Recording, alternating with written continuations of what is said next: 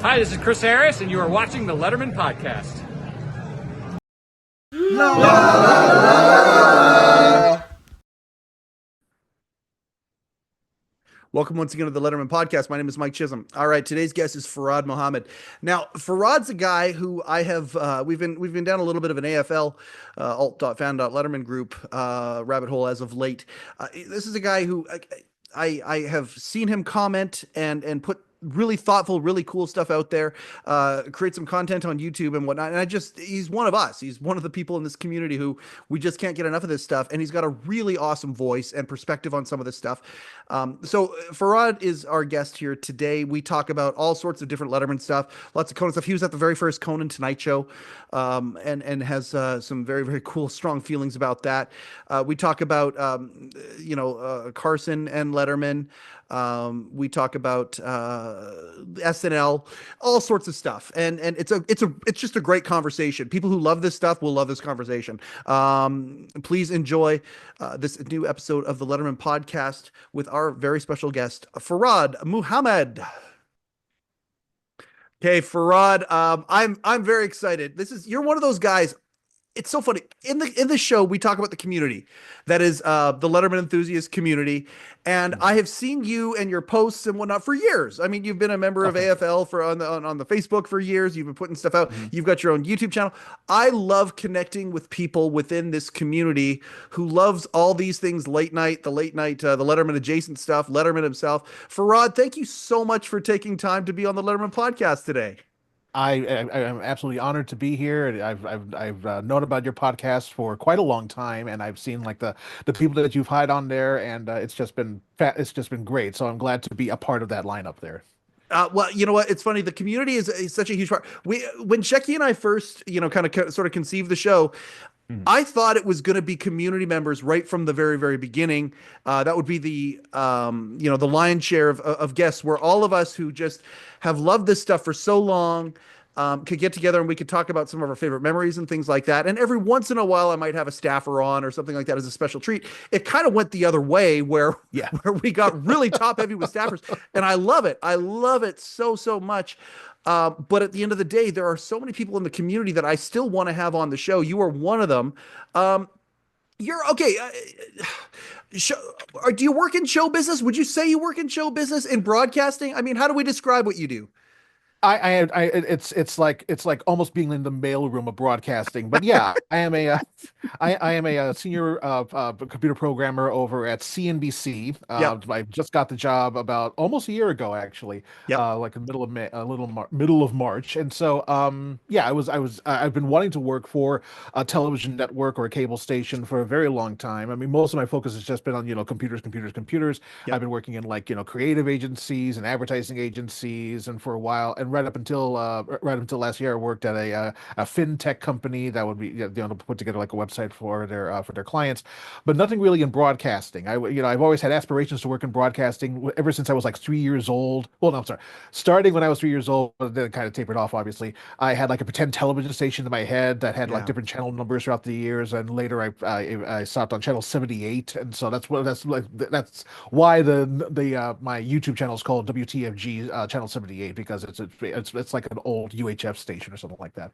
And so so I've just been fascinated with the concept of broadcasting, and I've also been fascinated with the history of late night television. And so the very idea that I was able to get a job working in CNBC has just been absolutely fantastic. And the people I work with are the salt of the earth, and at one point I did manage to visit New York City and go to Clips, New Jersey, in order to visit the CNBC headquarters as well as 30 Rock. So yeah, I'm pleased as punch. So that's fantastic.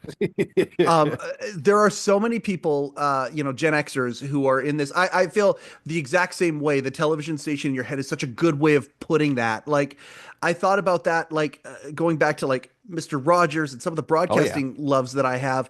And then, of course, being ushered over to Letterman early on, you feel like you're part of this clubhouse, that not everybody is. And the knowing glances at school in the hallways, that kind of thing. We've talked about that a lot on the show. Let's talk about the 30 Rock gosh, I mean, I don't even know. We're not going to quite call it a pilgrimage, but man, going to 30 Rock, that must have been a very, very cool feeling when you got to walk through some of those hallowed halls. Oh, absolutely. Yeah. No, I remember Conan O'Brien called it the Mount Olympus of broadcasting. And, it's given the scale and the amount of history that that building has managed to house in terms of broadcasting, that is a very apt description, which is usually the case for Conan there. And yeah, so one of the places I wanted to visit right from the get-go was the hallway between Studio 6A and Studio 6B, where a lot of Conan and Letterman based acts were, or like bits or something like that, were taking place. Like the guy that gets run over by a floor waxer. I think it's the panicky guy with Chris Elliott. A lot of stuff happened in between between those two hallways. I remember that Conan, Jon Stewart, and Stephen Colbert did a fight or something like that during the writers' strike in that same hallway. So yeah, when I got there, I wanted to see if I could be able to get there. And when I visited the building after my work was over, I went over to the sixth floor to see if I could find it, and I did. But what I did not realize was that the Tonight Show was taping at that point, so the place was crowded. There was security all over the place there. I had my NBC ID, so I technically could be there, but the security guards are still asking me, "Hey, are you lost?" or something like that. So I just kept on walking. But then afterwards, when the show was not taping and the hall was completely empty, I was able to kind of like take in the fact that this was the hallway where Jimmy Fallon walked from from late night, his last episode of late night, and go over to his Tonight Show set and everything like that. So it was just absolutely fantastic. I was actually got to be in that space. So yeah, I was glad to have make that trip there. I also took a quick trip over to the 17th floor, and I happened upon Lord Michaels' office. So that was really cool as well there. But yeah, so it was an absolute fantastic trip that I took over there. Yeah. This show, for the people who have found it and the people who haven't yet, what you just described is exactly who this show is for. Those moments, those places, they're important, aren't they? Like, they're important. They are. Yes, yes. I think I posted somewhere on the Letterman Facebook group about the different times in the studios went back and forth between 6A and 6B for Letterman, and then O'Brien, and then Fallon went over to 6A, and then he went over to 6B for a little bit in order to host his last few episodes of Late Night, and went back to 6A. Blah blah blah blah. So I always found that sort of history exceedingly interesting. So yeah, I can definitely see why this podcast would be for people like me. So yeah, exactly. And we connect on that, like for the old school fans, the Late Night with David Letterman fans, this is the hallway between Letterman studio and Live at 5, and how they would go. They would monkey around with the Live at 5 folks, and many times if there were guests, you had these walk-ons that would happen with both shows for that matter. And hijinks that would happen in that hallway there. I completely understand why that's the place you would zero in on, want to go see. You're a Conan fan as well. I mean, I love Conan. Yes. Before we get into some of the Letterman stuff, sure. I got to ask this: you were at, is it the very first Conan Tonight Show? Yes. So I was unfortunately too young to go to the first Late Night with Conan because I was 13 at the time. Sure. They would only allow 16 and over. But in 2009, I did want to see a taping of the Tonight Show with Conan O'Brien, because after 17 years of Leno, I was really looking forward to seeing, the title, The Tonight Show with, and have somebody else's name with it. But anyway, but it was, but I sent out, and this is before One Iota was doing all the ticket management for every single television show in existence. And instead, NBC had their own ticketing department. And so they said, all right, send over your name and address and stuff and 4 dates you would like to attend. So not knowing that I only had like about the first 4 weeks to work with, I said, okay, I want to go for the first episode and one for my birthday in like January. And the whole thing was taking place in June. And so I did like a few other ones there, and they said, all right, congratulations, you now have a ticket for the June 1st, 2009 episode of The Tonight Show with Conan O'Brien. And I thought, okay, well, I got to figure out a way to get to Los Angeles, because I was living in Chicago at the time. And so we figured out a way in order for me to get over to Los Angeles the day before. And I knew this was going to be, rather historical, because it was the 5th Tonight Show host. The first time that, the first time a new Tonight Show host has been named and announced, and will be premiering in about 17 years. And so I really wanted to make sure I had a good seat. So like the night before, I went over to Universal Studios to get in line, and it was over at Gate 2, which is now, we're pretty close to where I work now. But And so it was around like 11:45 at night. I got over there and I saw a line, and it turns out that was a standby line, but I got in the line anyway. So like the following morning, the audience coordinator stepped out and says, "Okay, we're going to be handing out standby tickets. Anybody who already has a ticket can stay, but everybody else can leave. Take a bath, take a Yep. nap, whatever you want there, and Yep. then come back." So out of there, I was like the seventh person in line in that standby line, and out of I'm sorry, it was the eighth person in line. Out of the seven people that were ahead of me, all seven of them were waiting for standby tickets. So they grabbed them and left, and I stayed in line. So I became the first person in line, and later the first seated audience member for the premiere episode of the Tonight Show with Conan O'Brien. So yeah, I was really pleased as punch about that there, because there's only like about 600 people that could. Oh, sorry. Well, no, yeah. So there's like 500 people that could be able to say that there. So or six. Yeah. Okay. So anyway, And this is, but it's funny because you think about Team Coco now, and we've got history to look back on and how that all went, and the documentary Conan O'Brien Can't Stop, which I absolutely adore. I'm actually the audience for that last shot of the documentary. I went over to his fourth episode on TBS in like November of 2010, I believe. And Yep. so you can't really see me because I was dressed all in black, kind of like I am right now. And but yeah, I was wearing my Tonight Show Conan O'Brien hat, and you could see me sitting like between two different people. Like a group of people were having had the word Coco written under T-shirts, and they all gave a standing ovation. I gave a standing ovation, and at the front and at my feet there's a copy of The War for Late Night by Bill Carter, which is I was reading at the time. So I was really just steeped into it there. But I had no idea that they're going to be using an audience shot for that last shot of the documentary until I saw it in the theater. I said, "Wait, I recognize that. That's me." And so that was fantastic there. But anyway, that's one of the best moments ever, when you can actually recognize yourself in one of these things. I love that. I've experienced that feeling as well. I love it. It's such a great feeling. So the first Tonight Show, Team Coco didn't really exist. It was just, this is life as we know it. The fan base is excited that he's moving over. It's one of those things where you kind of don't know what you got until you lose it. But that Tonight Show, I remember my golden age in late night for me personally, from like a daily exercise for the most part. My DVR was active every single day, and it was Letterman, Conan, and Ferguson, and that was for me.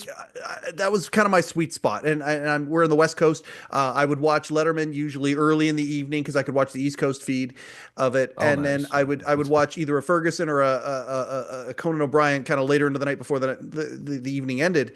And I would remember watching Letterman and then the Tonight Show, and then what would become the TBS show religiously for years. And that first Tonight Show, it had a very similar feel to when Conan hosted the Emmys, when he was running across the country. They did such a good job with that. I think they had flown him out for an event, and they utilized that event to make that montage happen. Him going to the different cities and having different experiences, to different affiliates and stuff. Yeah. The energy that you must have felt in that room for that first show, it must have been absolutely pandemonium. Even though Team Coco didn't exist at that point, it must have been pandemonium. That was such an exciting show. I loved it so much. It was, yeah. For one thing, the studio, the cameras did an excellent job of capturing the show, but the studio itself was god dang gorgeous, and the cameras did not do it justice. I mean, it was just all different sorts of bright colors, and the stage had like these like LED lights that could be able to change to different colors. The set around the desk was very, very colorful and bright and everything. And even the set for the band was like it was kind of more subdued, but it had like these rolling hills and everything, and like a couple of I think it had like the Empire State Building and the Chrysler Building like way off in the distance, just a little nod to their New York roots and everything. But I will say this, the excitement of the audience was palpable during that time there. And as you mentioned before, Team Coco technically did not exist because the name Coco was not really used by Conan or his staff or anybody else until the day afterwards, on June the 2nd, 2009, during a Twitter tracker segment. And then and then after that segment, Tom Hanks went on and continued the name, and then it just caught on like wildfire. Exactly. Yeah. So it was definitely like the first and last pre-Coco episode of the Tonight Show Conan O'Brien that I attended, and so yeah, the air conditioning was like very very crisp and everything like that there as well. So no, I was just really really excited to just be a part of this historic television moment of of a brand new Tonight Show host, because it does not happen all that often, or at least it shouldn't be. But anyway. Yeah, so I was just really excited about it, and I will admit, usually that's not really something I will admit freely, but when I saw the broadcast of it later on that evening, there was a bit of a tear in my eye there, I'll tell you, because I managed to finally achieve something, or not, I managed to finally attend something that was worthy of something that would be written in like a broadcasting history book or something like that. I mean, Yes. I don't think it would be covered in any school, but that something like that, I tell you. But no, it was really exciting to see the cold open on the monitors. As soon as that cold open ended, you just heard Max Weinberg on the drums there just go, and it was electric. Yep. The crowd went absolutely wild, and people were just screaming all over the place. It was just absolutely fantastic. It was a great show to attend. Yeah. I'm glad I could kind of put you back into that moment again. You talk about the war, the war for late night. Bill Carter's been on the show a couple of times, and he did the late shift was phenomenal, but the war for late night, like, he wrote the hell out of that book, is what he did. Oh And yeah. he did. It was a phenomenal book. If there was a university, if he decided to go and teach at a university and base a couple of courses on that, I'd want to attend it. I'd want to audit that stuff. Oh, This is the stuff yeah. that's really, really special. It's in our DNA, these big moments that happen on these shows. For you to be at that one, it was one of those moments. It was history. It was the fact that you've got that in your memory banks, Farad, is so cool. It's so impressive. So let's go back a little bit to your excitement about this. We can get back to Conan a little bit later if we Sure. if we get there. But when did you become a fan of this stuff, and what was it about this stuff that got you excited about it?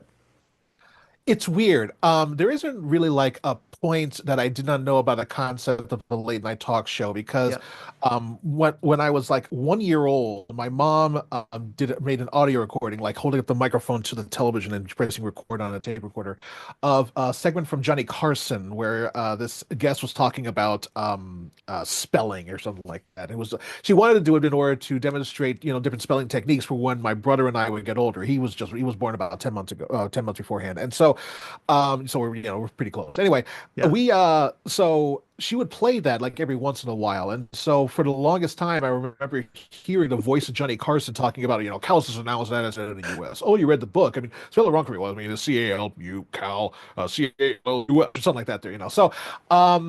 So I was always cognizant about the notion that there was this person named Johnny Carson out there somewhere, and so and this might be apocryphal, but my mom would tell this from time to time, that while I wasn't interested in watching Carson after starting in 1982 and going afterwards, so I was been 2 years old, Yep. I was interested in watching Letterman.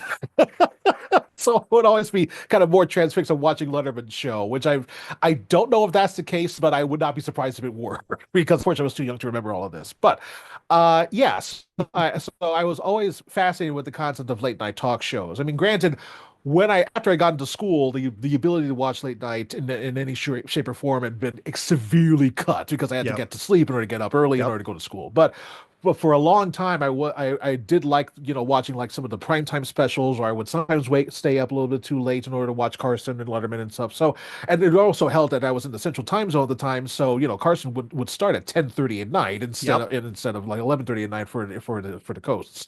So I was always pleased about that. Also, my mom would definitely have me and my brother watch Saturday Night Live at a relatively younger age than we probably should have. Yep.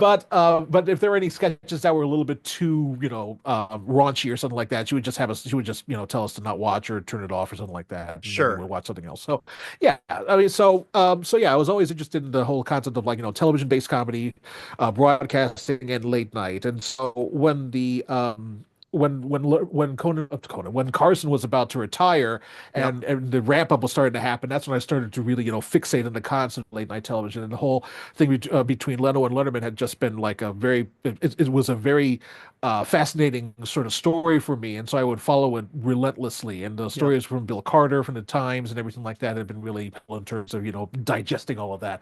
And then I also saw a lot of parallels between that and the 2010 Tonight Show scheduling conflict between Leno and O'Brien and so forth. So, I was that's always been like a major focal point in terms of my interests in broadcasting. So, yeah, yeah. Mine too. We had, I think, Jason Zinnemann. He wrote Mm, the last giant of late night. I yeah. asked him about about the idea of Letterman being kind of the cult talk show host, Mhm. and as opposed to, and I love Carter made this comparison in, I think it was Late Shift. He talked about that. He talked about the idea that comparing Letterman and Leno to the idea of pop music, like whoever pop is, to like Pink Floyd, to the stuff Yes. where and I have always kind of subscribed to that, and thought that might be why my interests kind of moved over, and people who think like the way that we do, why that might be the case. But then Jason Cinnamon brought up an interesting idea. I was right smack dab in high school when what the period you were talking about, the original Late Shift, happened, Hmm. and when you're in your formative years, it's just kind of like that Saturday Night Live. People always say, yeah, the last 50 years of Saturday Night Live, whoever your favorite cast is probably the cast that was there when you're in high school. I like Right. that idea. I think that is very similar for me, although I had two of them. I had Carvey, Phil Hartman, Jan Hooks, Victoria Jackson, John Lovitz, Kevin Nealon, Dennis Miller, those guys. Oh, yeah. But then also in high school, that second cast within that first cast kind of came in with Farley, Spade, Sandler, Melanie Hussle, Alan Cleghorn, Chris Rock, Siobhan Fallon, and if I apologize if I missed any of them, they were kind of all up Special there at the appearance by same. Jan Hooks. Yeah, that sort of thing. Yes, Oh yes. God, I love Jan Hooks. I love Jan Hooks so much. She was just, um, I always I wish that I could have seen Jan Hooks and Tina Fey do a bunch of stuff together. Oh, You know, she was on 30 Rock, but yeah, I wish they had done a whole lot more. Ex- Yeah, that's yeah. what I'm saying. Like just just like seeing SNL 50, seeing Eddie Murphy working with Tracy Morgan, seeing him actually doing some sketch stuff, with Keenan and like that. Just to me, like that's the worlds that I would love to see collide. I would love to see Yes. like okay, and so anyway, to go back to the point about what you said, and then I want to talk to you about some current events here too, because I know you got excited about the SNL 50 hoopla that happened. Dave Oh, yeah. appearing on the Tonight Show for the first time, and like I Mhm. love how you brought out a certain point about that. I want to talk about that, but Sure. back then, because we were in high school, the formative years, the cement still being wet, and having this what we considered to be an epic event happening with the Leno Letterman thing, and the taking of sides and all that sort of stuff. As our cement was hardening, it was extra special kind of for us that it happened around that time during formative years times. Oh, yeah. Yeah. And then when Late Shift 2 happened in 2010, we're that much more, and seeing David, like that's my favorite. I love late night. I loved Late Night with David Letterman, everything about it. That's the foundation the whole damn thing was built on. I have ultimate Absolutely. respect for it. But my favorite Letterman time period was in 2010 when Late Shift 2 was happening I because think it's just giggling throughout the entire thing. Yeah. it brought it all together in so many different ways. And so yeah, that for us, these moments are important. They're hardwired into the DNA of our experience growing up. Like it's a big deal for those of us who are that age who are into that stuff. That was a big deal. Yeah, absolutely. Yeah, and to see, Dave, commenting on it from the sidelines because he said he had no dog in this fight, but I'm pretty sure he didn't want Jay to come back to the Tonight Show. But but no, then he did like all different sorts of like jokes and bits about it. I think it was like some sort of Law and Order spoof, Special Leno Unit or something like that. So yeah, Yep. it was very cool to see him, just basically just giggling throughout the entire thing and just saying, I know that a lot of people don't want me to talk about it, but the thing is, I really enjoy talking about it. It was really awesome that he was able to kind of like, sit back and like, point and everything like that. Oh, this is just classic Jay. Please, from the bottom of my heart. don't blame Conan. Yeah, that sort of thing there. It's just fantastic. So it's, I gotta ask you this. yes. We're recording this before the Oscars.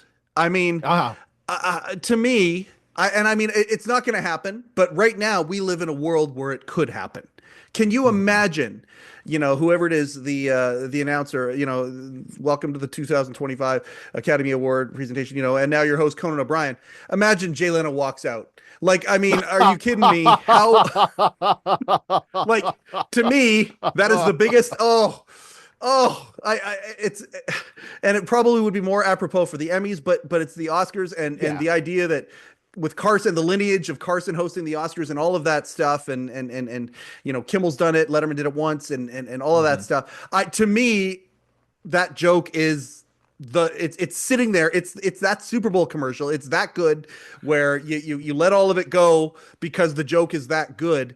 I would love to see that so much. Not It going to would be happen, of course, Yeah, but it would for be the next hilarious, but I six know it's not going days, to happen. Yeah, it's for the next 6 days. It still could happen.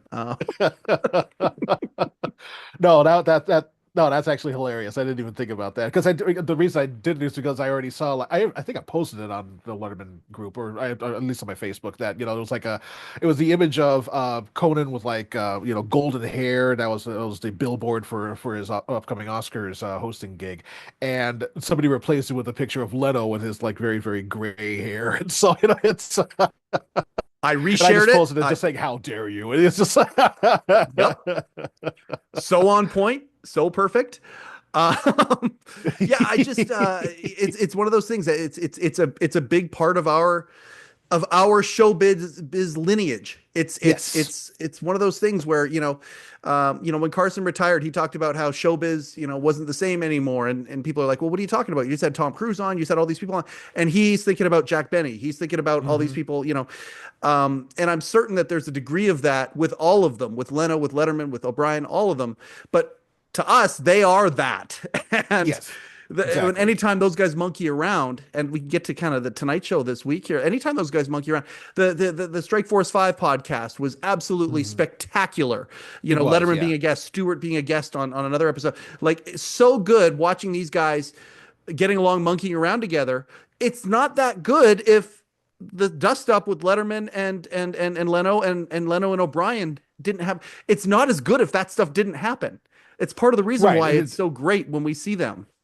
Yeah, I mean it's like seeing like war factions getting together and collaborating on stuff during peacetime afterwards. Yeah. And just like with the last episode of Corden's version of the Late Late Show, where all the late night hosts got together, including Letterman, which I did not Yep. anticipate. Just basically wishing him well, but also divvying up the different bits of his that they could be able to take and everything like that. No, it was really cool that they were able to get all of them together, or at least I know that they filmed Letterman separately because you just see him just like in a chair laughing or something like that. But anyway, but no, I do think that it's really interesting to see that, especially after all the acrimony that took place during both of the Tonight Show conflicts, and so yeah, it's really cool to see that becoming a little bit more of a these people understand what it takes to host a talk show, and they're not going to lambast each other about it or anything like that. Now, in the case of Conan, kind of going after Leno during his last week of the Tonight Show, that Mhm. was a lot more reasonable, given the fact that he'd been working so hard to get to the Tonight Show, and now it's going to be taken away from him in a matter of months. So but he was able to have fun with it, still have jokes about it and everything like that, and still approach it from a very positive attitude to the point where he was able to grow his internet presence after he left on Twitter, and then do his tour and everything like that. So he was able to really kind of reach out and interact with the fans a whole lot more after that result there. And I'm sure the $40 million didn't hurt either. But tell you something there. A little bit of breathing room. That's breathing Mhm, room right there. That's mhm. trying to figure out.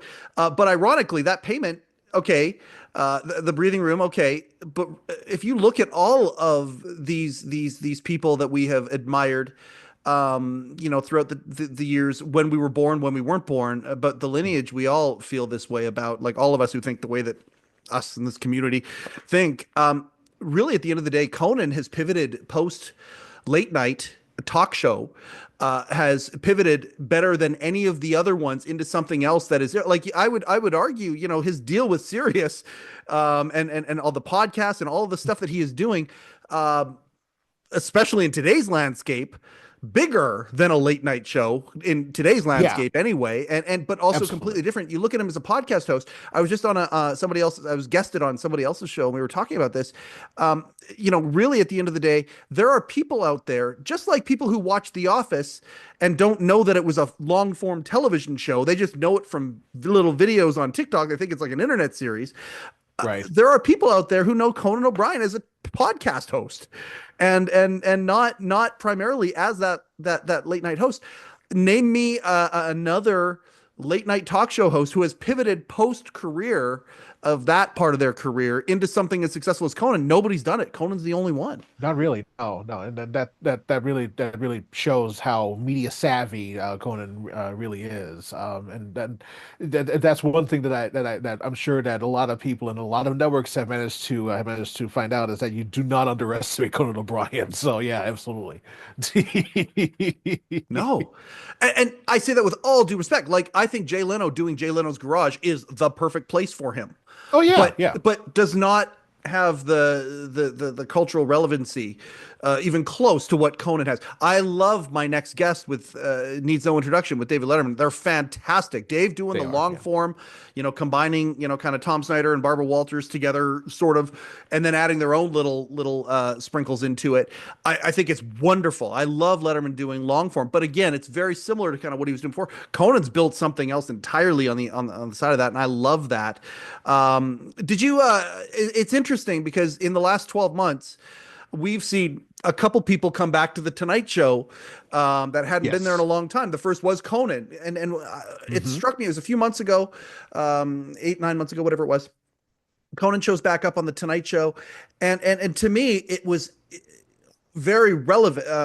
It was very obvious, I should say, that he was bigger than the show. He seemed bigger. When Letterman came back to Colbert, same thing. And then Letterman this Hmm. last week came back to the Tonight Show because of the SNL stuff that was going on. He spent 3 days in 30 Rock. Right. I thought you had a very interesting video talking about that, and you brought Yes. out a really really interesting point. So let's talk about that. Let's throw out Sure. the little factoids that you kind of threw out there. Yeah, so one of the things I noticed was that, and it's part of it was due to the fact that I read about it in Late Nighter, but a lot of the math I was able to do on my own, and it occurred to me that this was the first time that this past Monday, or last Monday almost, that this is the first time that Letterman has appeared on the Tonight Show since 1992, right before Carson was going to retire, and so. Um, I figured that was a really cool idea. I mean, given the fact that obviously he would not appear on Leno's version of the show, he did not have a chance to appear on Conan's version of the show, Yep. and I guess for the last 11 years he wasn't really interested, or the things just didn't connect in terms of him appearing on Fallon's version of the show until that evening. And the factoid that I managed to figure out is that the span of time between his last Tonight Show appearance in 1992 and his more recent one in 2025 is only some amount of months shorter than his entire 33-year career in late night television, all the way from 1982 to 2015. So, yeah, it was really interesting that it's been that long since it's appeared on the Tonight Show. So, yeah, I found that to be a fascinating concept. So I turned it into my first episode of the talk show that's on YouTube right now. So yeah, I'm so glad you're doing this. Again, you mentioned Late Nighter earlier. Before we get to your channel here and talk about that, sure, you mentioned Late Nighter. I'm Jed Rosenzweig and his staff and all of everybody who's there. Bill Carter, of course, Mark of Malkoff. course. I love Mark to death. These are all people who I just admire. I'm so grateful that there are people who are recognizing that, oh wait, there's a groundswell of interest here. There's a community of people, however big, however small, whatever it is, who really appreciate this stuff. And Late Nighter, to me, I'm so grateful that that place exists. Oh yeah, It's just like some of these podcasts that I've grown to love over the years. You kind of depend on them for these commonality insights that can show up. And boy, are they doing a good job at Late Nighter. We're brothers from another mother, clearly on this. You're very excited when Late Nighter showed up, right?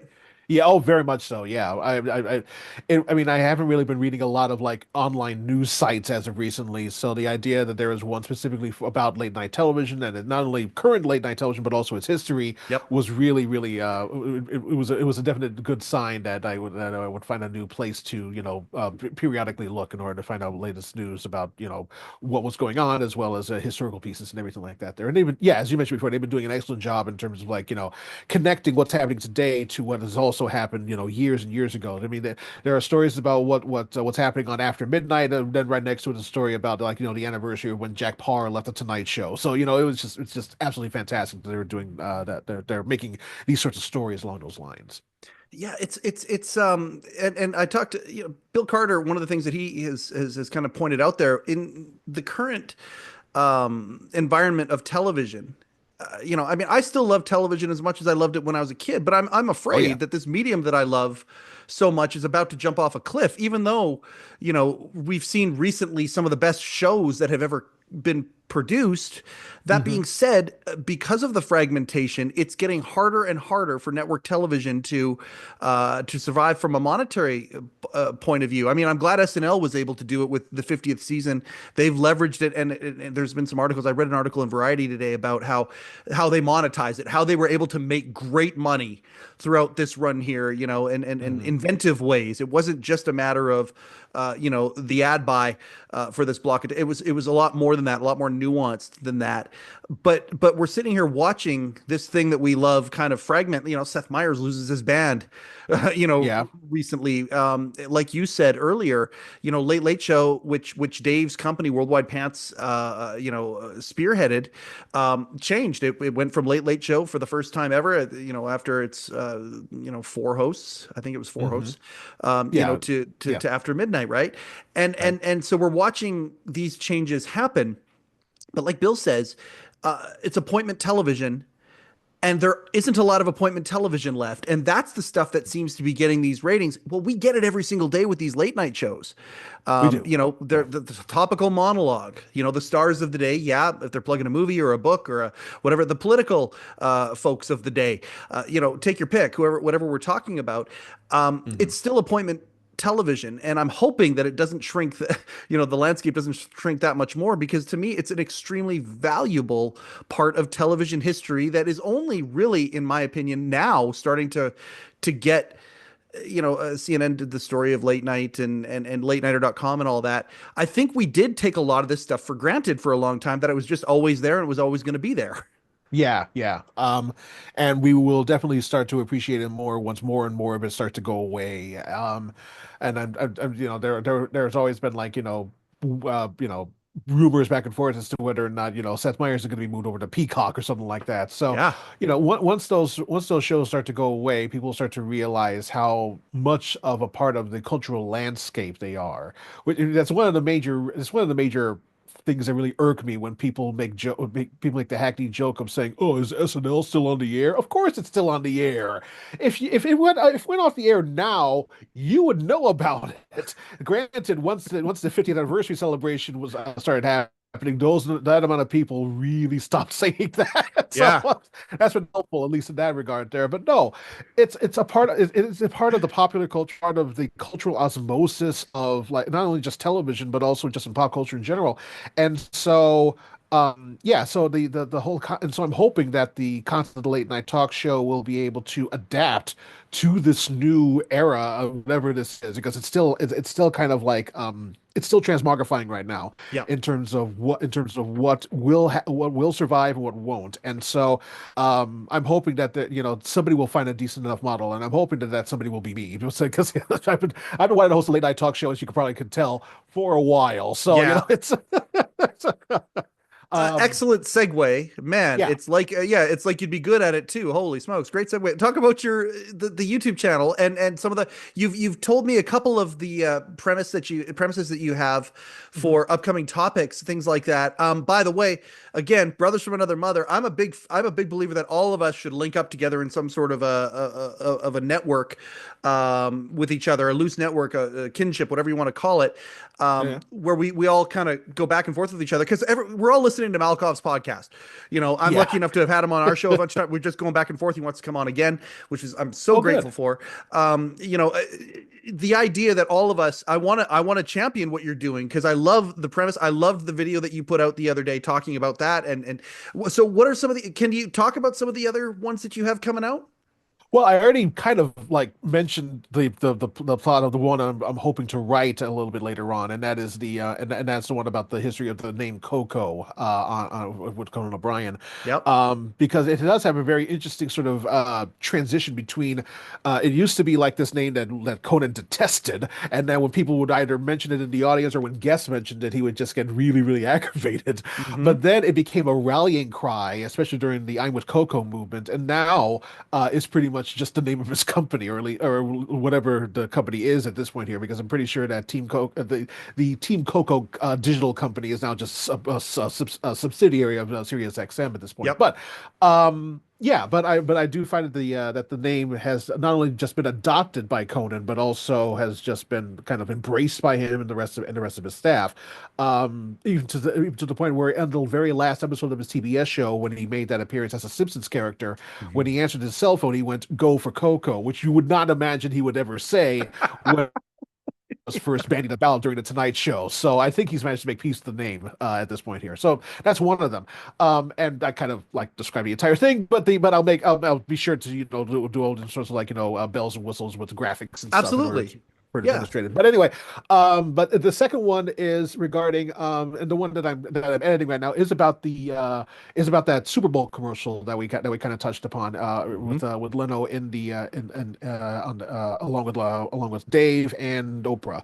Yep. And for that one, I remember that I think I even saw this one when it came out on CBS, where that audience member was asking about why he got Jay on that Tostitos commercial, and the point of the point of my video is to ask, why did he think it was for Tostitos? And I had a few reasons as to why. I won't go into them in detail, but I think I have a couple of reasons as to why that particular audience member thought that that particular commercial was for Tostitos. So Yeah. I'm looking forward to editing it together. I did all the filming. It's just now I have to collect all the clips, put them on the screen, hoping not get a copyright strike, and then get it out into the world. So yeah, I'm so grateful you're doing this. I loved the moment you're talking about here because the Super Bowl commercial itself was earth shattering. Yes. Again, we've talked about that on this show. In Carter's book, War for Late Night, they certainly go over it. But Barack Obama allegedly sitting there watching the game and seeing this happening, going, "Well, that can't be real. Find out how. Find out how this. Can you get somebody on this to find out?" And then the cool thing about it too is the following late show taping.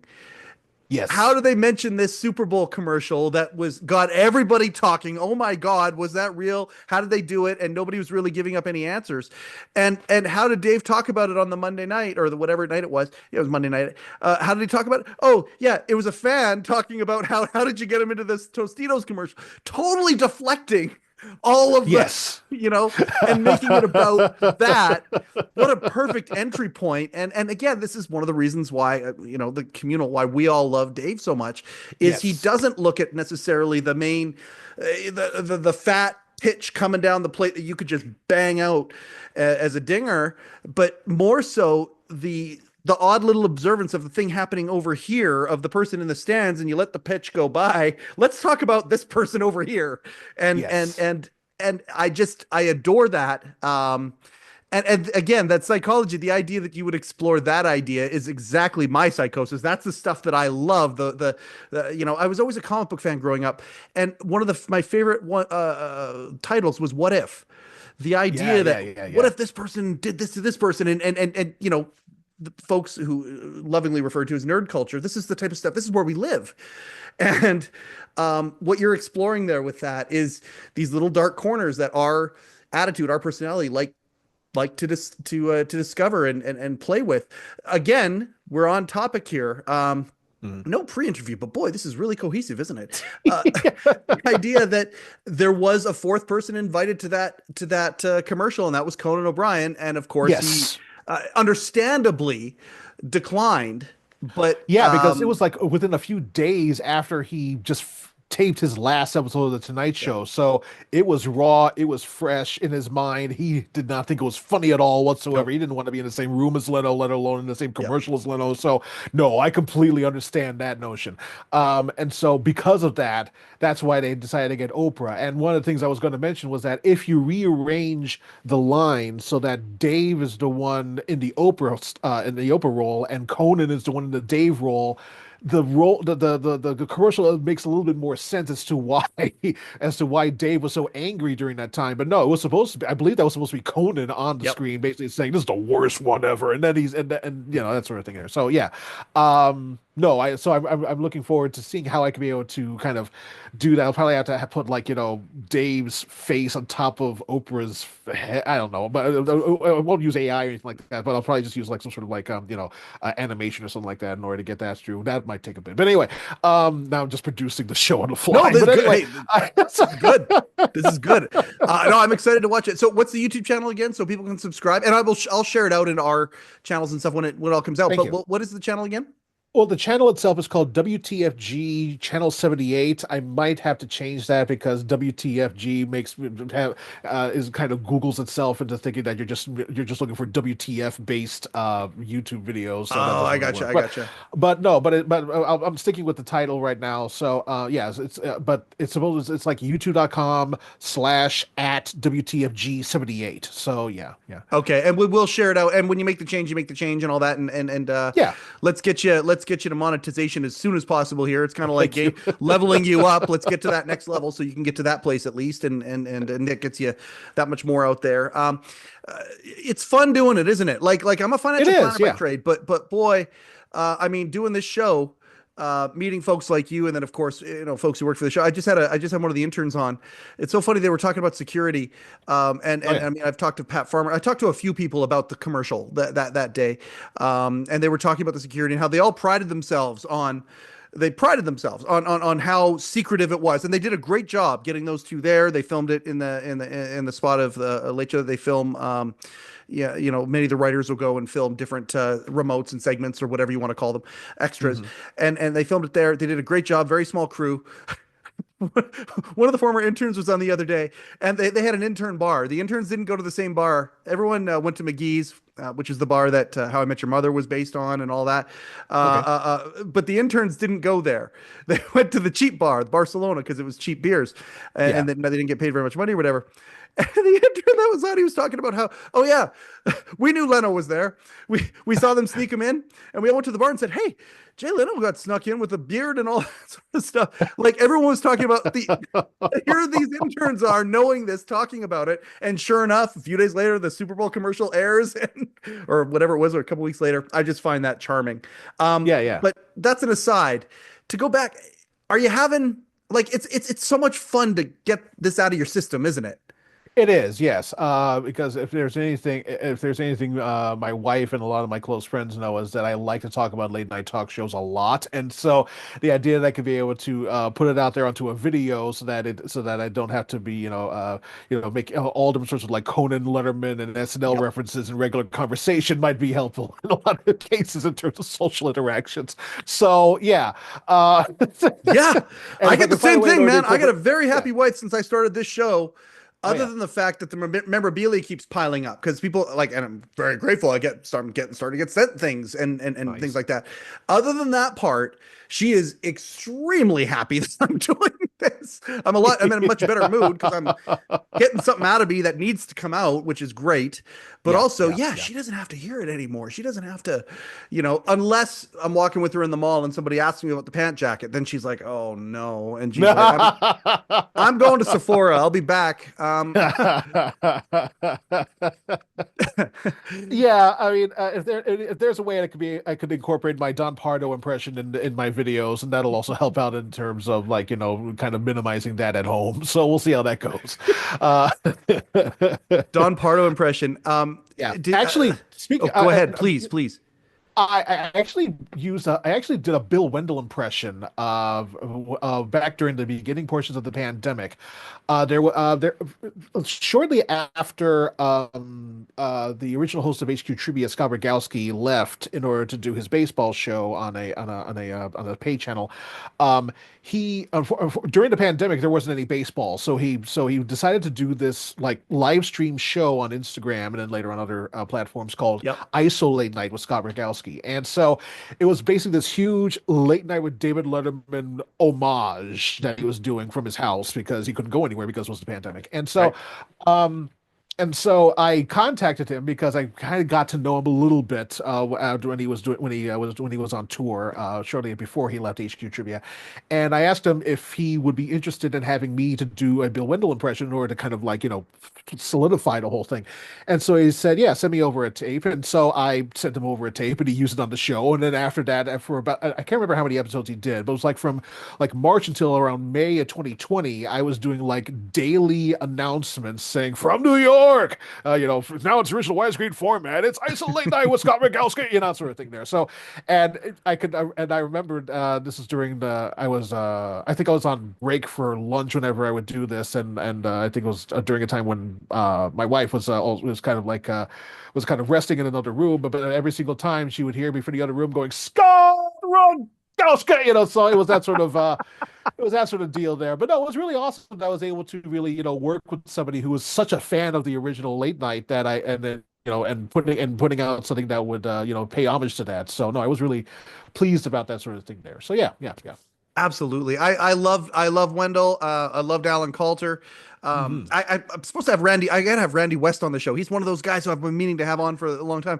Talking about Randy, these. yeah, I've seen his Facebook posts, and he's always talking about like the behind the scenes stuff of television. I still need to get his book too, but no, you should definitely get him on the show. Absolutely, Absolutely. It's just a matter of making it happen. Just kind of like having you on here too. Like people like you guys I've wanted to have on for so long, and I've even gone down the path with some of these people.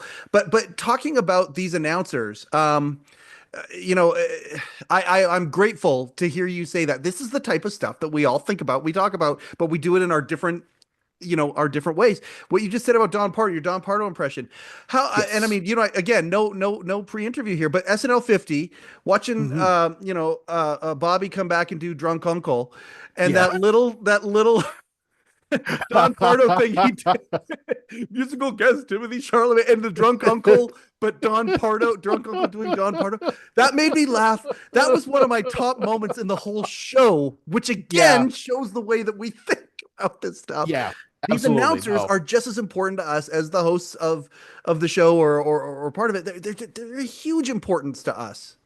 Oh yeah, I remember I saw a talk over this was at the Chicago Museum of Broadcast Communications. Yep. And Robert Smigel, the SNL writer and the voice of Triumph the Insult Comic Dog, made an appearance there and was answering questions and everything like that. And I wanted to ask him a question, and I thought of one. Thankfully, I was able to ask him how he felt when he first heard his name being announced by Don Pardo, and Mr. Smigel just said, "Yeah, it was awesome," and he just went on a little bit more into detail and everything like that. But no, he's such an SNL fan, especially when he first started watching it during the earlier days, and so the idea that he was able to hear a cartoon by Robert Smigel, it was just absolutely surreal for him to hear, but so absolutely awesome that that sort of thing was happening while he was on the show. Or while I was on the show, the show. Because it's so close and whatnot, question, what was your impression of SNL 50? What did you think about it? What did you think about the docs around it? Anything that you want to kind of go into there?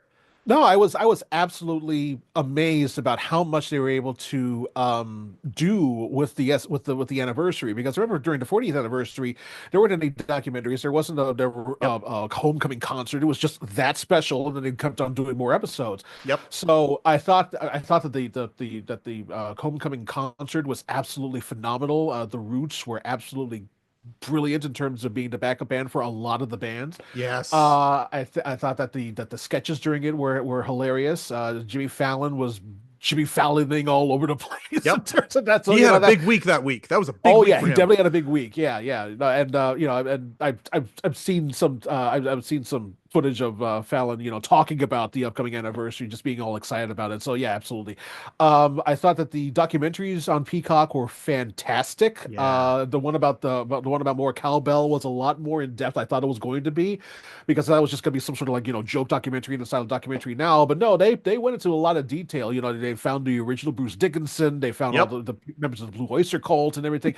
And they talked about like the making of that sketch, the writing of it, how it was going to be a wood block first and then a cowbell, how it was going to be how it was going to be a cast member. I think they were going to have Norm Macdonald to play him at first, but then when they brought Christopher Walken in saying, I gotta have more cowbell, and it was just, the whole thing just took off like lightning and everything like that. So yeah, it was absolutely fantastic. The one about the 11th season of SNL was also really great. The weird year. Yep. Yeah, the weird year. It's unfortunate that Dennis Miller couldn't participate in that, but something tells me he's not really focusing on, looking back and stuff, which is absolutely understandable. I'm forgetting what the fourth one was. So there was the 5 minutes. Oh, the writers. Yeah. The writers, 5, and then the monologue stuff. Yeah. Right. So yeah, both of those were absolutely great insight into the into the making of SNL currently, as well as I'm sure there was I believe there were also stuff about how it went down in previous years as well. I think they interviewed other writers from previous. Yeah, they did. So yeah, and I'm also in the middle of reading the Lorne book, Me too. Reading as well as doing the audio book, because I'm all over the place. But anyway, no. Wait a second. The audio book? Yeah, there's an audio book. Yeah. Lorne didn't read it, did he? No. Can you imagine? Take all my money.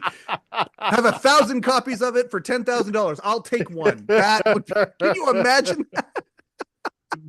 That would have been great, but no, it's like the intro and the outro are written by the author, and then the middle is read by a professional book reader. And, yeah. No, it's absolutely fascinating to listen to and also fascinating to read. So I'm really glad I purchased both of them. Anyway, but yeah, and so the actual special itself, though, I thought it was it.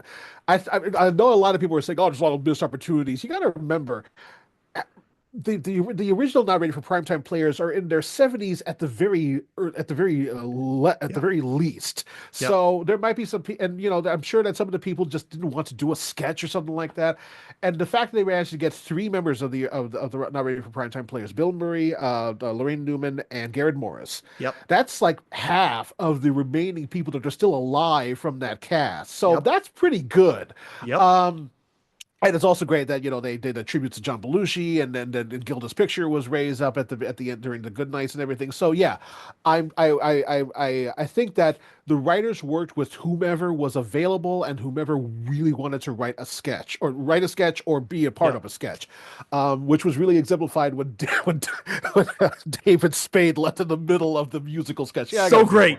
I've seen it. I've got. But no, I think that they worked with the best with what they were able to get, and there were a lot of people that couldn't make it. There were a lot of people that didn't want to go. There were a lot of people who, had other things that were going on in their lives. So I think that they did their best with the people that were available, the people that were willing to go up on stage, and I do think that it was hilarious, and I do think that it was a very apt celebration of the 50 years that the show has been on the air. And you got to remember, there's about 150 cast members that are still around. Yep. So you can only fit so many people into 3.5 hours. Yep. So I'm just glad that they were able to play around and stuff. And people were saying, oh, so it's very uneven and stuff. Well, first of all, SNL is just uneven to begin with. That's the whole point of the show. And second of all, it's less of an actual SNL episode and more of a party, more of a celebration or something. Yep. It's a special. So yeah, if people are giggling through some of the sketches, that's fine. Yeah. I mean, some of the best sketches that are most well remembered are the ones where people started cracking up. Beavis and Butthead, Debbie Downer, and a few other ones there. So yeah, I'm going to give them a pass for the 50th anniversary. This is a victory lap. So yeah, I thought it was a great way to celebrate the 50th anniversary, just all around. Yes. Very, very, very well put. So many rabbit holes. No, I mean, you and I could go down and do a podcast on 4 of the rabbit holes that you just kind of presented. Like, I mean, there's so much. The only thing, to go back to the docs for a second, the only thing I was wishing for, and I mean, this is a huge compliment, because it's the only thing I would have wished for, was I wish there was more Paul Schaefer in a couple of them. I wish there was more Paul Schaefer. I think that would have been really, really cool. That being said, the fact that we got to see him and G.E. Smith together on the SNL, like, to me, that was beautiful. Never mind Dave being in the audience and that being I think a connection that we've always wanted to make. Is, you know, there's always been the connections between Letterman and SNL all the way back to when Downey came over and was writing for Letterman back in, you know, all the way up to the end. You know, Norm Macdonald gets fired from Weekend Update. Where is he? He's at Late Show. Going to Late. One of my favorite moments in television history. There's all of these connections, but you have never seen Dave in that damn studio. That's true. Yeah. There he is. You've seen him being impersonated in that studio, but never actually in the studio. Yeah. Absolutely. Yeah. And so seeing him and Paul together, Paul being mentioned, loved that, loved all of those things. Here's what, and also, yeah, Paul was the guest band for those 4 days in which right before the 50th anniversary that Fallon was doing his show. So they were taking over for the Roost for those 4 shows there, and it was great to hear the Letterman theme at the end of each of those episodes. So you know, that was just fantastic there. Yeah, absolutely. It was great. And apparently Dave's there 3 days. You know, his walk on, he's there for Seth, and then he goes to the 50th. So seeing him there, and Steve Martin, it's an interesting thing. Steve Martin calls him out during the monologue. Steve Martin also calls out Dave on the back of the Lauren book. If you read the back of the Lauren book, there's a quote that Steve Martin says about Lorne Michaels, and he references David Letterman inside that quote. He compares the two. He literally compares the two. So I thought that was amazing. The SNL anniversary shows, I have a lot of in my hardwired, you know, core memories. SNL 15, I remember vividly. Okay. I can recite 4 or 5 things, you know, including Donald Trump being in the audience, and being made fun of. Jumped up by popcorn, popcorn, and then also I think it was Tom Hanks going around. You know, you're the only person I know that can look around the cityscape of New York and go, need it, got it. I remember that joke that was being said about him back then. He was the butt of a joke, even all the way back in 1990. But I have core memories of that anniversary special, and to me, they all seem like sequels to each other. And so the Not Ready for Primetime Players, they have been really, really focused on in like SNL 15 and then 25 and then subsequently in 40, they were featured more than they were here. Jane Curtin was doing a Weekend Update segment, which I thought was fantastic because you got your Tina Fey and your Amy Poehler and all that. Well, this time here they were celebrating Shane and Jost, and they brought on Seth Meyers to do it. And they had a top 10 going over. That was their version of it this time. You didn't need to have Chevy doing that. You know, having Bill Murray come out like that's its own moment. But to me, it's a sequel to having Jane Curtin anchoring 10 years ago in that anniversary special. So to me, I think that they evolve. That being said, like when there wasn't a Wayne's World, I was spending the show watching in the daily podcast, the Daily Comedy Podcasts Facebook group. They all get together when there's live events and stuff, and they just comment real time. And I was doing that, and watching that show. There were a couple of things I was surprised about, but it's the echoes to the old shows and the echoes to. So the digital short that was done 10 years ago was breaking up and laughing. It was a song around that. Right. This one here, the idea of anxiety with a current cast member. I loved Andy Samberg. I loved the digital short. To me, they're like sequels to each other. But one of the musical moments, and I don't know if you caught this or not. See, this show was made with love, and I love when something is made with thoughtfulness. And I want to ask you about this to see if you had a thought about it. One of the musical performances was Miley Cyrus doing Nothing Compares to You. Okay. So, and to me, Miley, friend of the show, of course, makes sense. Picking that song, Sinead, I don't think performed that song on SNL, but Sinead, of course, has a huge tie to Saturday Night Live because of that moment. Prince, who we didn't have for 50, we had him for 40. He was there for SNL 50. He performed on SNL 15. You listen to the after accounts of him performing at the after party for SNL 40. Like, Fallon talks about, Conan talks about, people talk about this. It's an amazing moment. The arrangement they choose for Nothing Compares to You is the Prince version of that, the original that Sinead made famous. To me, that is so much thoughtfulness that they added to this thing. And the other piece of thoughtfulness was mashing up sketches. Having Linda Richmond from Coffee Talk be on, Tina and Amy's show, having Drunk Uncle and the girl you wish you hadn't started talking to at a party interact with each other. The idea of mashing up these characters was also very, very, very cool. So that was my kind of the echoes of. So I think they're sequels. I think it makes sense that they don't have as many Not For Ready primetime players because they were featured in the last one, and we're moving forward. Yes, exactly. And there are so many other cast members that joined the show between the 40th and the 50th that they would want to feature. Exactly, yeah. And yeah, I do when I realized that Miley was singing Nothing Compares, yeah. Nothing Compares to You. There you go. Yeah. Sorry, but I realized that that was probably a way in order for them to pay homage to Prince, but also a slight apology to Sinead O'Connor. I mean, one of the things I forgot to mention was the fact that there was also that 50 Years of SNL Music documentary that Questlove put together, which was phenomenal. The first 7 minutes. I mean, everybody's been talking about the first 7 minutes. The mashup. The mashup of all the different musical guests. It's absolutely goddamn brilliant. But the fact that they talked about Sinead's stunts is a very tough word to say. Her protest. Her protest. Her hijacking of the show and the protest. Yep. Yeah, I think that the fact that they talked about it and that I think they even had Lauren to say, I don't know if Lauren was the one who said it, but they were just saying, she was right. It was a way for them to talk about it, with words and everything like that during the special, and I'm sorry, during the 50 Years of SNL Music, and then perform it in the actual 50th anniversary special, or SNL 50 the anniversary special.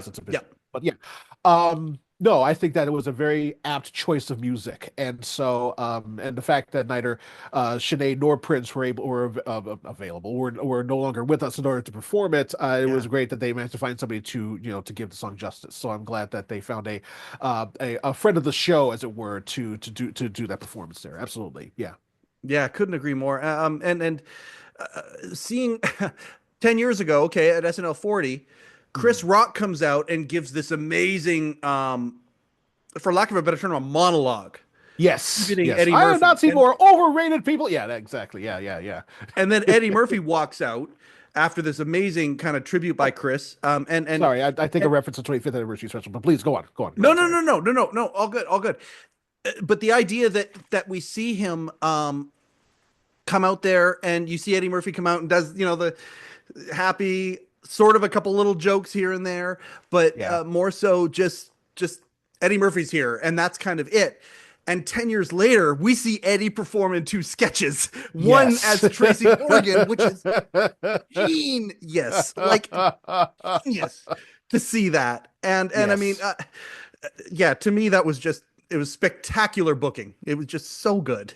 Yeah, I mean, from what I understand, Eddie was supposed to be on the 40th during the Celebrity Jeopardy sketch, but he did not. But they wanted him to play Bill Cosby, and he didn't want to knock down Cosby at that point. And so so that kind of derailed the reason for him being there. And so he ended up just being there, just on stage. And he kind of, and as you mentioned before, he didn't really say a lot, but he did. But the fact that he was there was a big moment, given the fact that he did not appear in the 25th or the 50th anniversary because of the fact that it was not Lorne's version of the show. And so a lot of the people from the Emerson and Dominion eras did not really make it onto those anniversary specials. But the fact that he did make it to the 40th anniversary for the first time since I think he hosted the show, or since the last time he was a cast member, then that alone was great. Because I remember that he was even mentioned in like the TV Funhouse cartoon about where Lorne was going to seat everybody during the 25th anniversary special. So the fact that Eddie was actually going to be there was huge. I do think that the way that they handled his actual appearance was kind of but the fact he was able to kind of make up for that with the 2 sketches during the 50th was absolutely fantastic. Yeah. Oh, it was so good. Yeah, and seeing him with Tracy being just yeah, it was so smartly booked. How bad do you want to see Eddie Murphy do stand up again? Like, I mean, Seinfeld's been teasing. People have been teasing it for years that Eddie Murphy's going to come back and do some stand up and go and maybe come out with a special. I want to see that so badly. I mean, he's Yeah, got such I a would like great to. point of view on things. I would love to see that. No, no. I mean, obviously he's not going to be, like the way he was when he was in his 20s doing Raw or No, Delirious, but I no. do think that he would still bring a very unique perspective in stand-up that a lot of people probably wouldn't have given the fact of his longevity and everything like that. So no, I would love to see a stand-up special from Eddie and see how that all goes about there. Absolutely. By the way, for those who want to watch, this is a shameless plug for our show, but more so a shameless plug for the clip I'm about to mention. Dick Cavett, who's been on this show, and he told me we talked about it on camera too. I think actually, it was really cool. He hadn't seen the clip in a long time. I don't know exactly why because I found it fairly easily, but I sent him this clip because he said it's his wife has actually said to me it's one of his favorite clips of anything that he's ever done. And it was when Hmm. he was on Late Night with David Letterman and Eddie Murphy walked on and they had this segment where it was because Dick Cavett and Eddie Murphy were friends. And, Oh, wow, and okay, and nice. even back then, all the way back then, and you think about that's delirious Eddie Murphy. That's not even raw Eddie Murphy yet. Delirious Eddie Murphy and Dick Cavett sitting there going back and forth. And it was so funny, effortlessly funny, listening to the two of them bounce off each other while Dave was just being there. It was such a good clip. So Cavett, I think he talked about it when he was on the show here, but if you want to see a great clip that involves, Eddie Murphy and David Letterman and talk show legend Dick Cavett, go back and Mhm. check that moment out. One of the best moments ever. I want to ask you that, Farad. We have talked about Letterman here. We've talked about the love that we have and whatnot, but we haven't gotten too specific. What are some of, if you had two or three top 10 or top two or three moments of Letterman memories that you have Ooh. that kind of tickled you in the right way, what would they be? Well, I mean, I gotta admit, as mentioned before, a lot of my during my school year days, I wasn't able to see them live. So a Yeah, lot of the memories that I have of the original late night have been through John Giller's channel of as well as course. through the official Letterman channel. All hail Um, Don Giller, by the way. Absolutely, yes. Yep. The Dons The Don's doing the Lord's is work everything there. since however long, Indeed. 2015, whatever it Yeoman's was. work, yes, indeed. Yep. But one of the things that I remember just getting chills about was during it was the intro sequence to his I think eighth anniversary special in Los Angeles, and there's a point where it's like where they do like the intro starts out with a scene from Cheers and everybody's leaving because they're saying LA Law is on tonight, so we're going to bring you Letterman's eighth anniversary special. All right, bye Sam, and they all start leaving and stuff. All of a sudden, the intro to the actual special begins as it starts to form on the television. Then it goes outward from the television. The music starts to play of Yeah. the Letterman theme, and there is this cheer that is just absolutely it's basically. And I remember, I think Adam Needham talked about this, and he said that this was a show at its peak, at its Yep. absolute zeitgeist, Yep. where basically as soon as that begins, the entire audience is just ready and raring to go, and Yep. that is an excellent moment there. I mean, that's not really a Dave moment; it's more of an Oh audience no, no, moment, no. but it's This is still an the excellent exact moment of his show. this is the show. This is exactly right. It wasn't the Cheers cold open. No, no, no. It was the moment in between the Cheers cold Yes. open when it went to the live audience and how big it was. That was the moment. And this is why this is it. That's yes. Yes. um, Give me another, another sir. Sure. Okay. So, this one I definitely saw on CBS, and that was when again when Letterman was in Los Angeles, and Johnny Carson made his final appearance on television, and so Absolutely. that I remember seeing that, and I'm pretty sure I saw the other episodes before that, so I knew that it was Larry Bud Melman coming out and saying, Yep. "Hey, here's your top 10 list. See you later, suckers!" Ha ha ha, and then walk away. But the fact that they managed to hide and that entire running joke throughout the entire week, all the way up until he says, "Wait, this is not the list. Johnny, could you bring over the top 10 list? Hmm. 1, 2, 3, for the ba da da da," and then Hmm. Johnny steps out. And the entire audience just gives him like this 90-second standing ovation. Yep. And it was just absolutely mesmerizing to know that, for one, as soon as Johnny sat in Letterman's seat, and just Yep. it was just behind his desk, we saw that image of Johnny behind a desk on a talk show, Yep. something that has just become more and more of a distant memory because it was like about 3 years after he retired. Something that we were just used to seeing on television for the past 30 years, all the way up until or 29 years and a little bit. Yep. That it was just absolutely fantastic to be able to see that again for a brief moment. And we knew that we probably would never see something like that again. Yep. And then Letterman went over and sat down at the guest chair, and it was just like an episode of the Tonight Show all over again. Yep. And it was something that I'm sure that a lot of people really missed seeing on television. I'm sure it was something that the audience was just absolutely honored to see in terms of television history. If they're anything like me, anyway. If they were just there for a free show, I don't know what to tell you. But anyway, but the fact of the matter is that was such a pivotal moment, and also a brilliant passing of the baton that Leno never got. It's like Yep. when it came to Carson, but no, I think it was just a seminal moment in the history of late night television, and so that moment was definitely among those. I'll try to go through some of these other ones really. Well, hold on. Quickly I'm so glad you nailed that one because it was all the things that you just said there, and that ovation. It's funny. I've talked to the consensus seems to be that Johnny didn't have a voice that week. Okay, that's the consensus, that Johnny didn't have a voice that week. He was going to read the top 10 and didn't have a voice, and so he went nope, and handed it back to Dave. And Dave, perfect reaction. Oh, what everyone gets up, and he leaves. Okay, so the official story is that Johnny didn't have a voice. Or his voice was really greatly impacted. Yeah. And you could definitely hear it. He was kind of hoarse. He was like, "Good night, everybody," and then left. Yeah. Right. So okay, there are a few in a minority who, I'm not going to say who they are, have suggested the idea that ovation moved Johnny to tears. He was emotional, really emotional, and that's the reason he didn't have the voice. And everybody has just been, he's Johnny Carson. We're gonna cover that for him for years. Now, I don't know which actually happened, but I like to think it's the latter. I like to think the ovation, that moment you're talking about, was so big.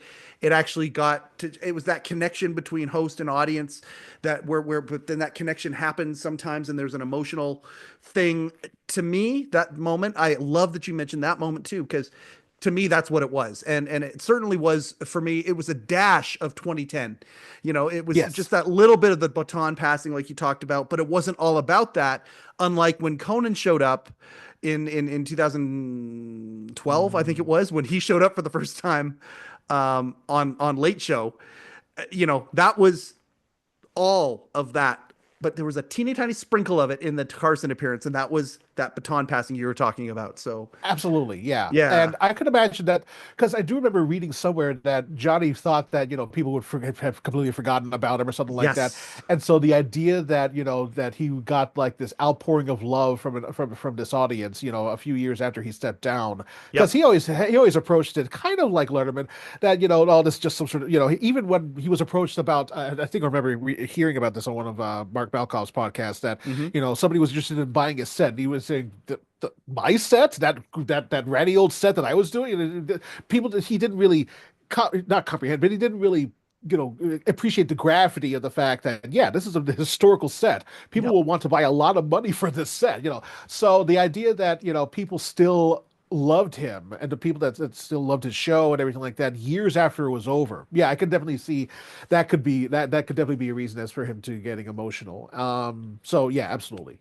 It's sure a beautiful thought anyway. Yes.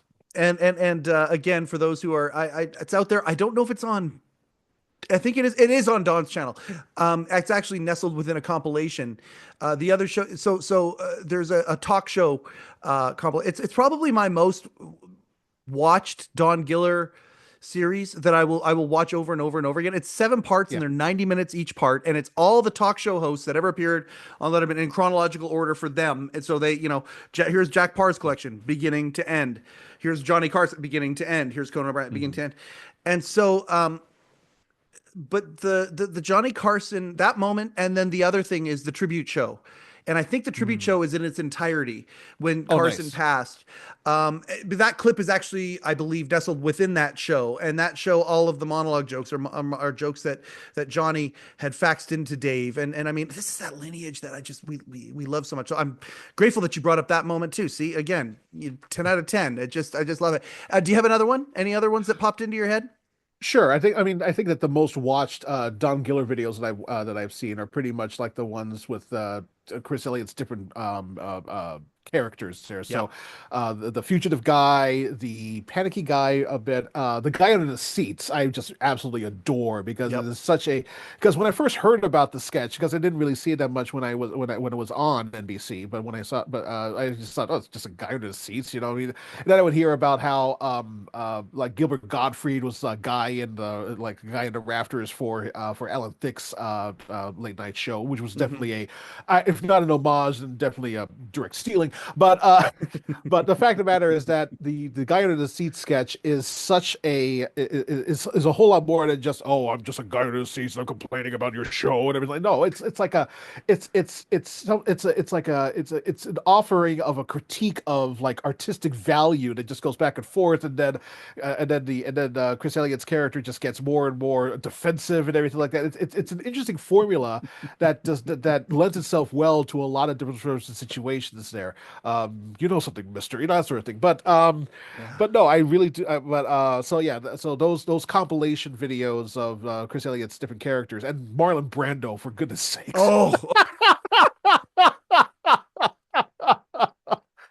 Oh, yep. how he was able to just, just go in all different sorts of like wild directions with that character is just absolutely astounding. And something tells you that Marlon knew about that character, which is why he did that like weird looking face thing that he did when he was talking about Letterman with Connie Chung. But yeah, You know what? yeah. Farad, I gotta say thank you. I had forgotten about the Connie Chung thing. Yes. I had forgotten about that, and that is such a fascinating little clip and because Connie had connections to Letterman back in the day. Like, I loved that. I remembered loving all of that because Connie was so connected to Dave at that time as well. I'm glad you mentioned that. That's a great clip worth looking at. I don't even know if that's on Don's channel. I could be wrong. It'd I'm be trying to remember. I don't think it was. It wasn't on the collection of videos of the yeah. Marlon Brando Because character, but he'll it might do have that been referenced sometimes. in another video. Sometimes Yeah. he'll throw in a news, like as an extra, like at the very end of the video, he'll throw in like a piece of news or something like that of something that was relevant within. But yeah, I don't think so. But I had I had probably forgotten about it because it's not in there. That's a great pull. Oh my gosh, yeah. I mean, that's one thing I was hoping that the Letterman channel would do, some sort of like, have like a secondary channel called like Letterman Deep Dives, where it's just like 5 hours of different sorts of like collections of videos. I mean, they're doing that now with like the best of Jim Carrey, the best of Will Ferrell, and the best of other sorts of guests. But I would love to see like a more completionist sort of deal there, like, the complete works of the fugitive guy or something like that. Basically, My just friend, upload Don's video up into that. What you just said is like, it's profound, but it's so obvious. Like, they have the guy under their employment now. Don's in the pants umbrella. They could do that. They should do that, as far as I'm concerned. Like, I understand music rights. I get that. Yeah. I also get the hesitation, although it does feel like the pendulum is starting to swing back a little bit, the pendulum of sensitivity. Like, I do know that there are moments that don't necessarily age well, even though they were perfectly fine, or like the case of Sarah Palin or something like that, a little bit controversial in that moment, but it was shielded to that moment in that time, in that place. And it was something that was moved on upon. The completionist thing, the one thing I love about Don's channel is there isn't any of that. You see it for what it was at the time. And if it causes us to think about that, great. But either way, if it causes somebody to be outraged, that's the hesitation I think that they have. I think they have the hesitation that somebody could say, oh, that didn't age well. By the way, how funny was that sketch on SNL? Things that didn't age well. Oh my God. Anyway. But I think that might be I don't know if that's a hesitation or not. I know he's got a fast channel on Samsung where you could do both. That's true. Yeah. You could add a second one that does exactly what you're talking about and essentially clone what Don Giller did. You know, I love the simplicity of what he did was awesome. You know, a black screen with a date. Here's what happened. And then every once in a while, in parentheses or below, a little bit of context.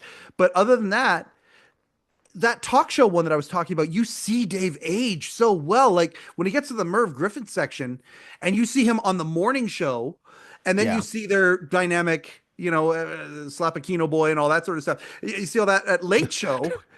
What a transformation, what a journey to see these things all at once. And but they've got him. They've got Don. Like he would do whatever. They really should utilize Don a lot more. Yes. Right. Right. I mean, so, but anyway, that's what we're doing. But so we can do it unofficially. We can talk about these things. We can go down these rabbit holes. I'm really grateful that you exist, man. What were you gonna say? Yeah, thank you. I just want to say one last moment, and that is last episode of the CBS era, and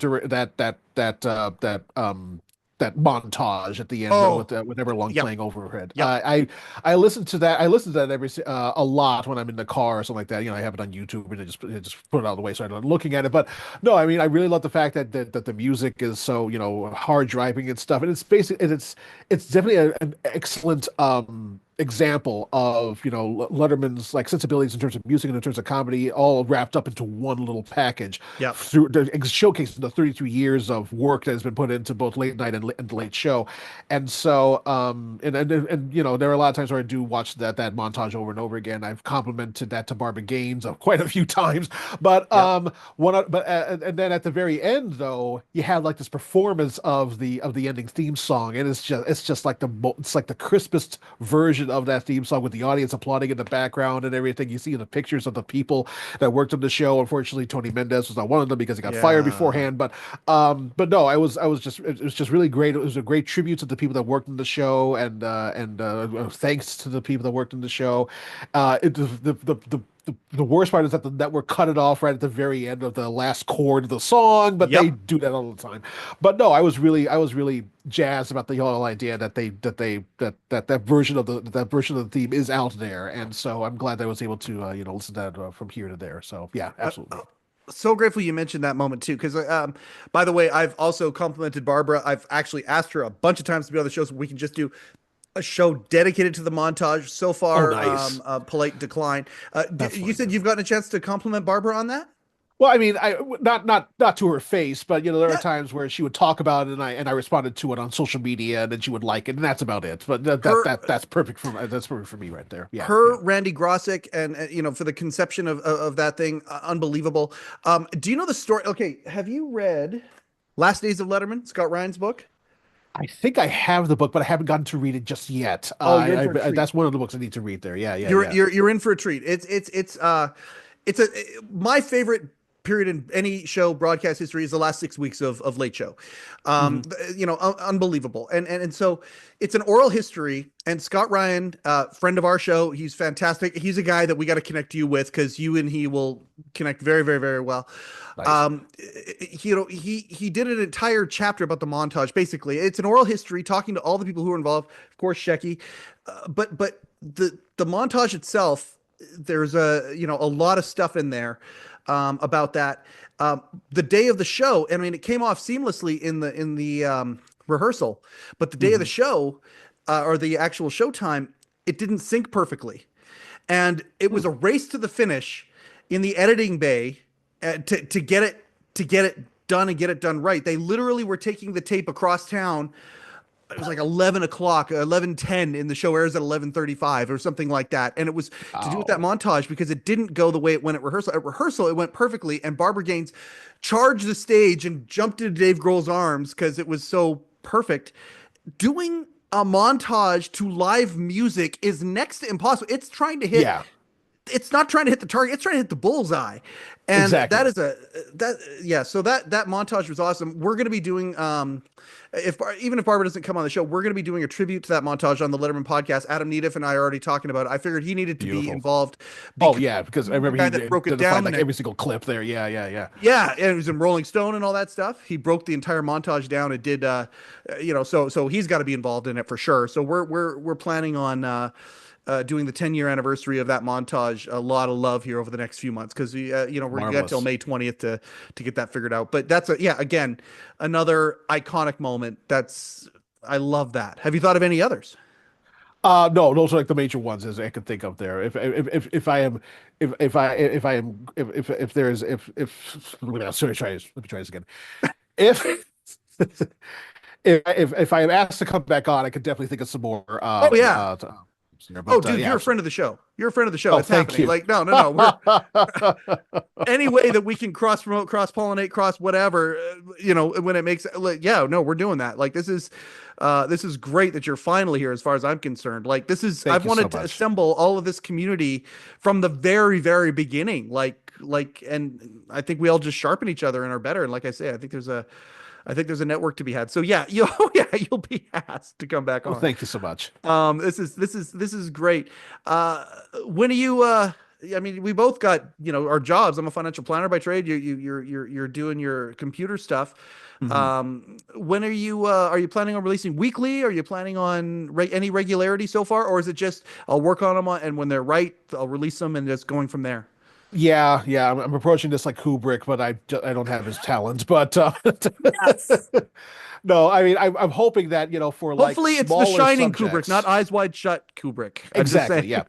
Sorry. Go ahead. But no, but no, I'm hoping that if something minor happens or something that I could probably cover in like a short or something like that, I could probably be able to belt that out in a week. But if anything else, I think that the longer topics, especially given the fact I have to like track down all different sorts of footage and stuff, Yeah. I think that'll probably be better for me to just release it whenever I think that they're ready. I mean, that's pretty much how I approached a couple of videos that I did one about Ghostbusters, the other one about the movie The Walk. That's also on my channel out there somewhere. But no, I think that I'm hoping I could be able to make it into a little bit more of a schedule once I get the hang of it. But right now, I just want to release them when I think that they're done. So yeah, I gotcha.